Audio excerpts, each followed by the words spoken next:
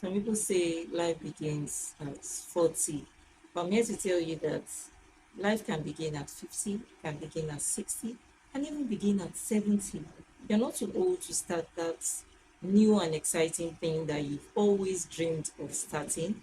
You are not too old to learn something you're passionate about. My name is Patricia Sukore. I'm the founder of Patricia Sukore Foundation for Women and Children. An advocate. I advocate against sexual and gender-based violence. I also advocate for equal pay for both men and women. I'm a developer. I'm here to give back to women like me. I'm also here to give back to girls. Basically, I'm here to give back to the female gender. So we are going to be talking about HTML and its essentials, those things that without it you couldn't call a document an HTML file. So those are the okay. Before we dig right in, I would like to tell you that I use Visual Studio Code. So all you need to do, you just need to download it, go to your Google search, type in Visual Studio Code editor, and it will bring out a lot of options. You just need to download the one with the blue logo. Several options will pop up. You see the one with the purple logo, you see the one with the black logo. Download the one with the blue logo. So when you see an HTML file, what is the first thing that you are drawn to? You are drawn to, okay, the first things that make up an HTML file. Those are the things that we are going to be discussing today, the essentials in an HTML file. So the first thing that you see in an HTML file, without these things that I'm going to be discussing today, you couldn't call those file or that file an HTML file. So the first thing that you see in an HTML file is this declaration that is represented by two words, doc type HTML. Doc type HTML, telling us that, okay, you're welcome, this is an HTML file. So the second thing that you see in an HTML file is the main HTML tag itself that houses every other thing on that file. Every other thing that comes under the main HTML tag have the characteristics of or inherit the characteristics of HTML.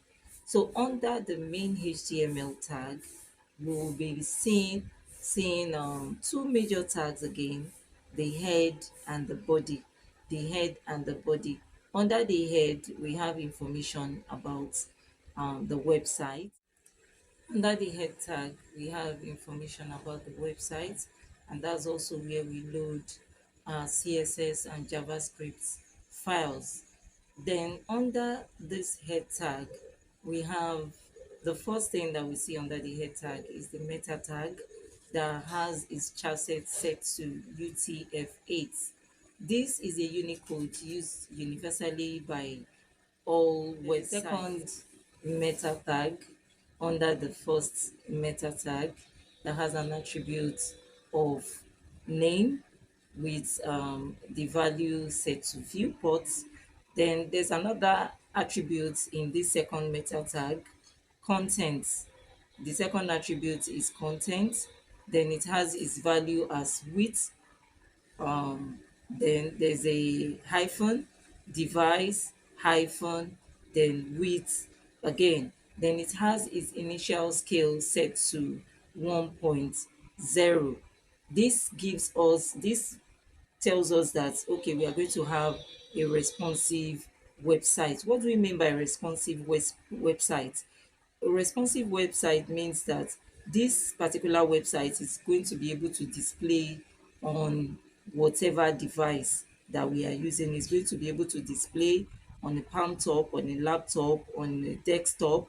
So it's not going to have any issues at displaying on any of our. So the next thing we see under the head tag is the title tag. This one sets the title of the web page.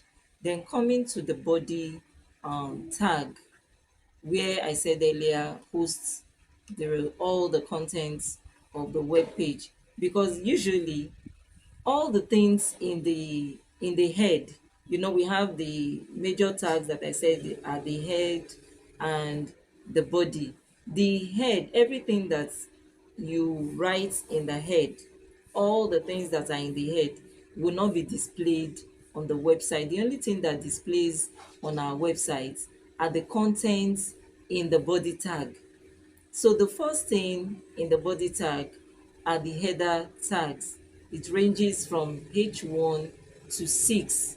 H1 is the highest in priority, followed by H2, then H3. You see that whatever you type under H1 is very bold on the website. It tells the website that, okay, this is the title of the web page. Mostly whatever is on H1 is the title. So it comes out very bold. Then H2, whatever you type into H2 displays a little smaller than the H1. So H1 is highest in priority.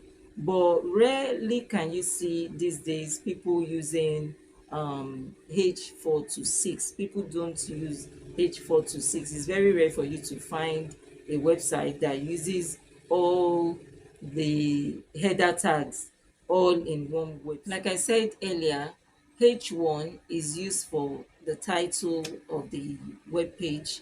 Then H2 and H3 are used for different sections on the web page. P tags are the next to look at. P represents paragraph, and it divides the website into blocks.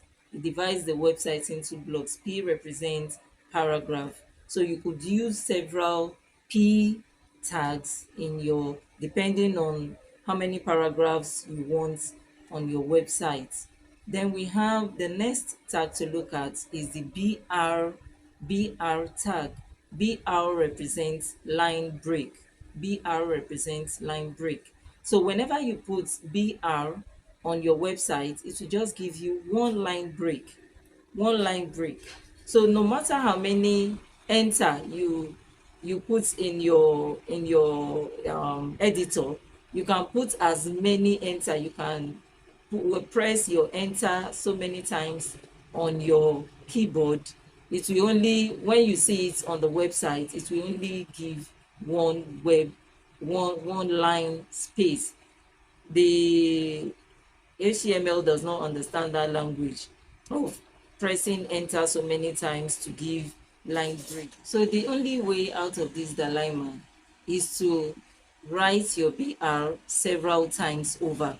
So when you write your BR several times over, it's going to give you as many line breaks as the number of BR that you have written in your editor. So if you desire to have more than one line space between the last content and the present content, all you just need to do is to write so many BR tag, as many as you wish. BR tags are empty tags, which means that they don't have any content inside of them, and they are self-closing, which means that they don't have this forward slash at the end before the next class. Thank you for coming. Thank you for viewing, and I hope you subscribe and you come next time. Love you loads.